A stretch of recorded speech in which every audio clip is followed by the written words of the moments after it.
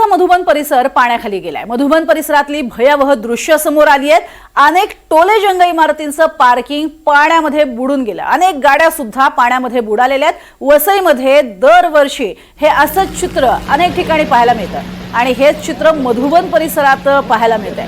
अक्षरशः संपूर्ण परिसर पाण्याखाली गेलेला होता आणि या परिसरामध्ये गाड्या सुद्धा किती बुडल्यात हे आपल्याला स्पष्टपणे दिसते। इथून नेमका रस्ता कुठे आहे याचाही अंदाज येणार नाही, फुटपाथ कुठे आहे याचा अंदाज येणार नाही, एखादा खड्डा जरी असेल तरी समजणार नाही, अशी ही भयावह स्थिती आपल्याला पाहायला मिळते।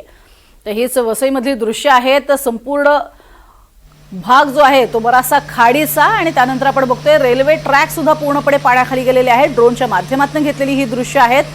दरवर्षी जोरदार पावसानंतर आणि त्यातून खास करून भरती असेल तर अशाच पद्धतीनं वसईच्या या प्रांतामध्ये पाणी भरलेलं पाहायला मिळतं। खाडी प्रांत जो आहे बॅकवॉटर सुद्धा या भागामध्ये येत असतं आणि त्यामुळे प्रचंड मोठ्या प्रमाणात पाणी साचतं।